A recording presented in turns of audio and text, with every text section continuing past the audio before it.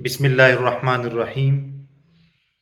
ارشاد بٹی صاحب کا اور اقرار و حسن صاحب کی گفتگو ہوئی ہے، کچھ سیاسی باتیں ہیں، آپ سنیں ذرا، پھر اس پر مزید بات کرتے ہیں۔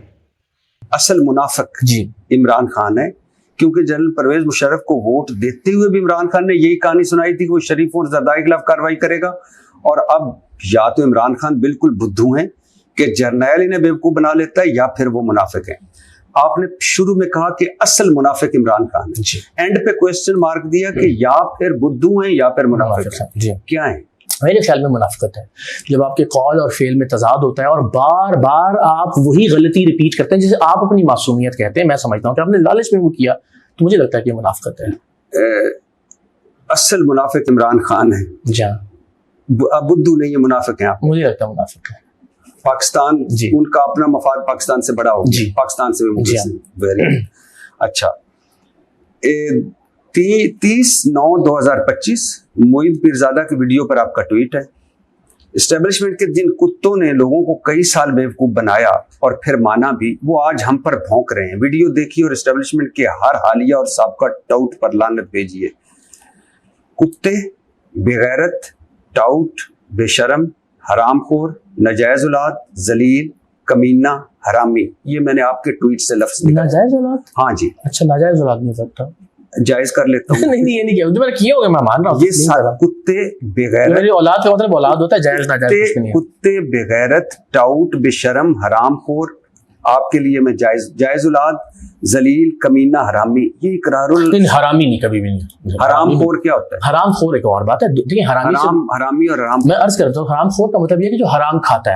اچھا، حرامی کا مطلب یہ ہے کہ جس نے خدا نہ خواستہ حرام زادہ جس کو کہتے ہیں، کہ جس کی والدہ نے کوئی ایسا، میں ابھی نا اگلے وقفے میں کوشش کروں گا، کیونکہ آپ نہیں، میں نے حرامی نہیں کہا، میں آپ کو الگ لگا، میں آن ریکارڈ کیمرہ چل رہا ہے۔ چلو، کتے، بےغیرت، بے شرم، حرام خور، ذلیل، کمینہ، اس میں مجھے لگتا ہے کتے کا لفظ نہیں کہنا چاہیے تھا مجھے، میرا یہ تہذیب کے دامن۔ باقی ٹھیک ہے، باقی الفاظ ٹاؤٹ کے حوالے سے میں بالکل ٹھیک ہوں، حرام خور کے حوالے سے بھی میں، آپ کہہ سکتے ہیں اگر آپ کے خیال میں کوئی کسی سید، یعنی جو سید بھی ہو اور جو جس کا ایک لفظ کا میننگ یا ایک لفظ میٹر کرتا ہو، احتیاط کرنی چاہیے، اس میں کوئی شک نہیں، لیکن ظاہر آپ بہت ساری جذباتی کیفیات سے گزرتے ہیں جب آپ کے اوپر الزامات لگ رہے ہوتے ہیں، جب آپ، تو میں اس میں ظاہر ایک لفظ کے حوالے سے میں سمجھتا ہوں کہ نہیں کہا جانا چاہیے، باقی میں اب بھی قائم ہوں، یعنی آپ غیرت کا مظاہرہ نہیں کر رہا۔ آپ نے پتہ یہ بھی کہا، کوئی عمران خان کے ٹویٹ کے فوراً بعد یا ایک دو ٹویٹس پہ جب آپ لوگوں نے آپ کو آگے ٹرول کیا، تو آپ نے کہا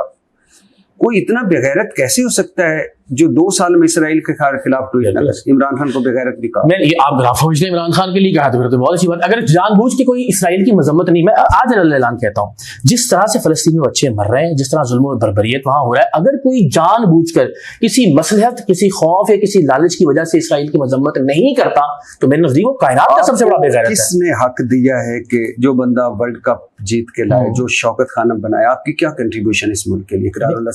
بطور ایک رائے تو میں دے سکتا ہوں نا، آپ کسی کو پاکستان سے میں نے نام لے کے تو نہیں کہا، اگر ایک آدمی، میں نے ایک معیار سیٹ کر رہا ہوں کہ اگر کوئی اپنے لالچ کی وجہ سے اسرائیل کی مذمت نہیں کرتا تو وہ بےغیرت ہے۔ آپ بتا دیجیے ایسا نہیں ہونا چاہیے۔ سر، آپ نے کہا کہ میں نے نام لیا، عمران خان پاکستان سے مخلص نہیں، عمران خان پاکستان سے بڑا ہو گیا ہے، عمران خان منافق ہے، عمران خان نے چونکہ 2 سال ٹویٹ نہیں کیا تو وہ بےغیرت ہے، یہ آپ کو کہنے چاہیے۔ عمران خان کے نام نہیں، میں تو ایک اصول ہے سر، آپ کو لگ رہا ہے تو بہت اچھی بات ہے، میں وہی کہہ رہا ہوں، اگر کوئی جان بوجھ کے کسی مصلحت کی بنا پر اسرائیل کے خلاف ٹویٹ نہیں کرتا، 2 سال کس نے استعمال کیا؟ میں کہہ رہا ہوں آپ کی بات مان لی، میں ایک معیار سیٹ نہیں کیا، میں ایک معیار سیٹ، اس کا چھوڑ دیں، ایبسولوٹلی نہیں۔ اگر کوئی اسرائیل پر جان بوجھ کر اپنی کسی مصلحت کی بنا پر ٹویٹ نہیں کرتا، اتنے ظلم کے باوجود، آپ کے خیال میں وہ بےغیرت نہیں ہے؟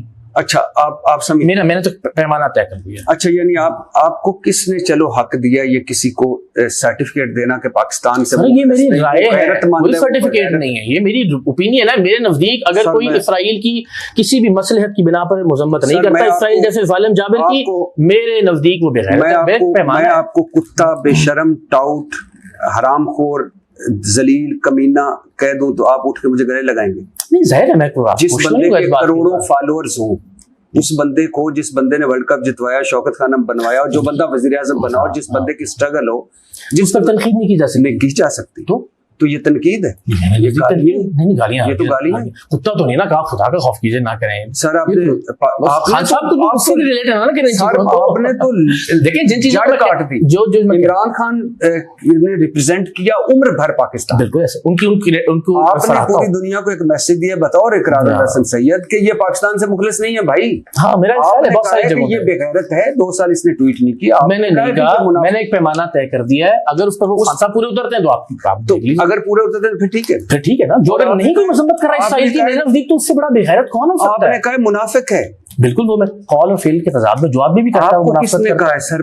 आपको अगर कोई कहे, मिसाल के तौर पर मैं आपकी राय से इत्तेफाक नहीं करता, आप मुझे मुनाफिक कहिए और साबित कीजिए कि मैंने अपने कॉल और फेल में क्या तजाद किया है। बिल्कुल मैं आपको सर, मैं अगर गैरतमंदी का मुजाहरा नहीं कर रहा हूं, अगर मैं इसराइल जैसे दुनिया के सबसे बड़े जालिम की मजम्मत नहीं करता हूं अपने किसी खौफ या लालच की वजह से, मुझसे बड़ा बेगैरत कौन हो सकता है? मैं तो खुद कहता हूं इमरान खान की पूरी पार्टी, इमरान खान के जितने करोड़ों फॉलोअर्स, मिसाल के तौर पे जितने सारे चुप है, कोई इसराइल की मजम्मत नहीं कर रहा।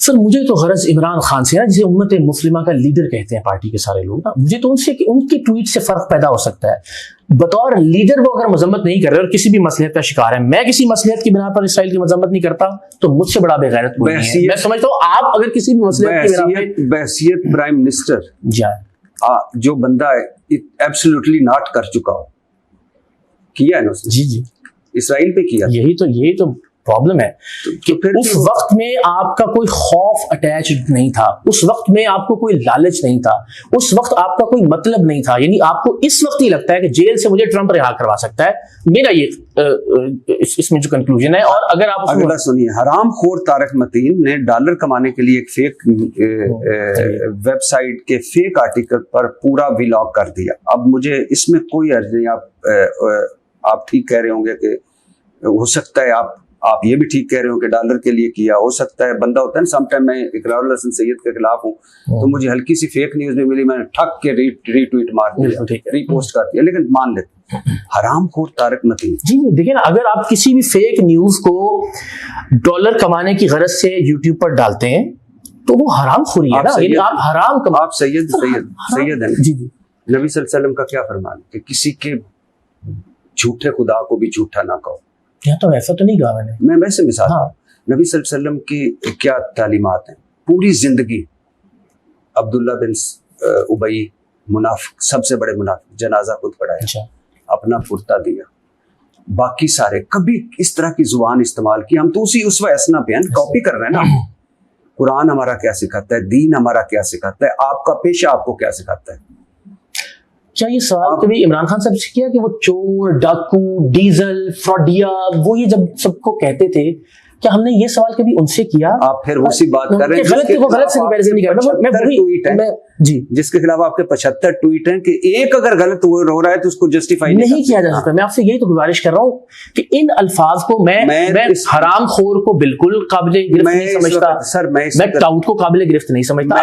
मैं इस वक्त इकरार हसन सैयद अपने भाई के सामने, जी बिल्कुल ऐसे ही, तो मैं तो आपसे पूछूंगा ना, मेरे सामने इमरान खान दूसरा तो नहीं बैठा ना। बिल्कुल ठीक, इमरान खान जब बैठेगा सवाल तो और इमरान खान साहब बैठेंगे या मौका मिलेगा तो मैं पूछूंगा जरूर। चलो अच्छी बात है, ये तो और पूछते रहे, बहुत सारे लोग पूछते रहे कि आपने फलां क्यों कहा, जिसको ये कहा तो फिर उसको ये क्यों किया, और जिसको आज तक महमूद बेचारे वापस आ गए उनके पास। सारे मुझे ये बताइए कि आप इस्लाम, कुरान, अल्लाह, रसूल, सहाफत किसी मयार पे भी पूरे नहीं उतरते अगर उस मयार को देखा जाए जो आप नहीं तो फिर अब आप फैसला सुना रहे हैं ना, ऐसा नहीं। मैं तो ये कह रहा हूँ, मैं हर लफ्ज जो है उसकी आपको वजाहत दे रहा हूँ। हरामखोर की हद तक मैं बिल्कुल इस पर कायल हूँ कि अगर कोई हरामखोरी कर रहा है, अगर कोई झूठ बेचकर कोई पैसे कमा रहा है तो वो हराम कमा रहा है, हराम खा रहा है, उसको हरामखोरी ही कहेंगे। उसके अलावा मुझे कोई और लफ्ज बता दीजिए आप। अच्छा, जो शख्स अपने कॉल और फेल में तजाद कर रहा है उसको मुनाफिक ही कहेंगे, जो इसराइल की मजम्मत नहीं कर रहा किसी वजह से उसको बेगैरती कहेंगे। कसम मैंने दिल से मन्नत मानी थी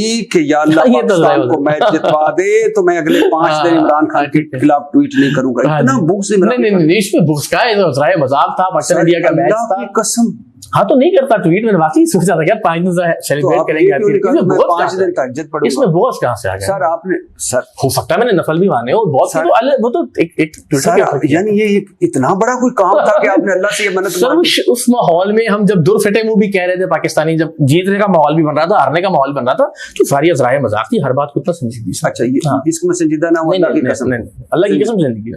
हाँ लेकिन ये मैंने तय किया था वाकई में 5 दिन नहीं करूंगा पाकिस्तान मैच जीता। ये क्यों नहीं कहा कि अल्लाह की कसम 5 दिन शहबाज शरीफ या नवाज शरीफ को नहीं देखूंगा, या आसिफ अली जरदारी साहब? उसकी वजूहात मेरे नजदीक वो कौम रिजेक्ट कर चुकी है उनको, वो मुफल्लत है।